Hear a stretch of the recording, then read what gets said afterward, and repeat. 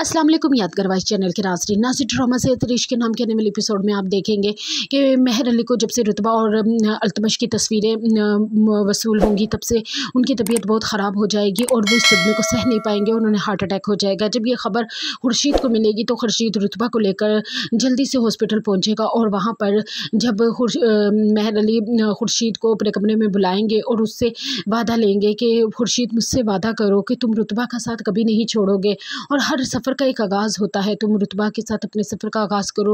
वो बेवकूफ़ है, आज नहीं कल उसे अल्तमश का असल चेहरा नज़र आ ही जाएगा। अल्तमश के हवाले से कभी भी रुतबा पे शक मत करना और उस मेरे बाद उसका ख्याल रखना।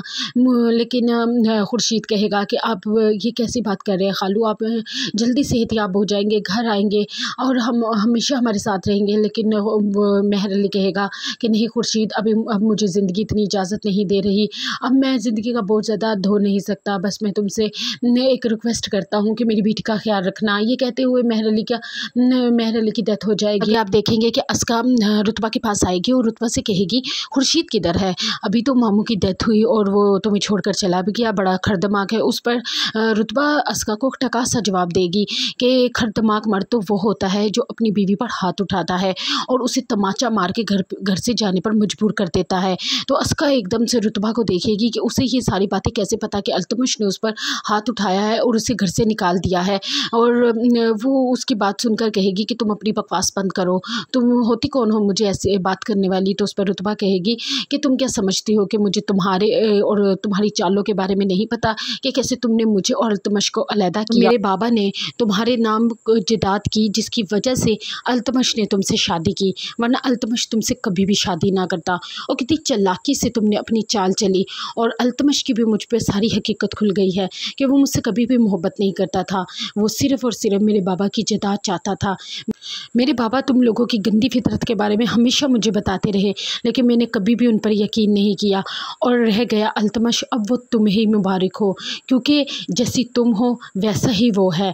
ये कहकर वो वहाँ से चले जाएगी और रुतबा को अब हर पल अपने बाबा की याद आएगी, उनकी बातें भी याद आएंगी कि वो कैसे उसे समझाते थे, कैसे वो उसे ज़माने के घर से बचाते थे।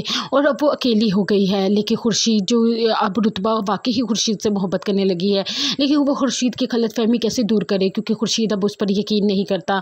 खुर्शीद को यही है कि वो अब भी पीठ पीछे अल्तमश से मिलती है और वो उसके साथ नहीं, अल्तमश के साथ ही सिंसियर है। आगे आप देखेंगे कि खुर्शीद रुतबा के पास आएगा और उसे बताएगा कि मैं यूके जा रहा हूँ।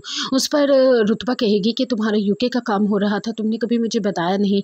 उस पर खुर्शीद कहेगा कि पहले जाने ना जाने का फ़ैसला नहीं कर पा रहा था और जाना मुश्किल लगता था और अब मुझे रुकना मुश्किल लग रहा है। फिर रुतबा अपने आप को बहुत मजबूती से संभालते हुए खुर्शीद से कहेगी कि ठीक है खुर्शीद, तुम आज के बाद अपनी ज़िंदगी के फ़ैसलों में आज़ाद हो, तुम जाओ और अपना करियर बनाओ और वहाँ जाकर तुम तस्नीम से भी शादी कर लेना, वो बहुत अच्छी है और तस्नीम तुम्हारी अच्छी लाइफ पार्टनर बनेगी। ये कहकर रुतबा वहाँ से चली जाएगी और कमरे में जाकर खूब रोएगी।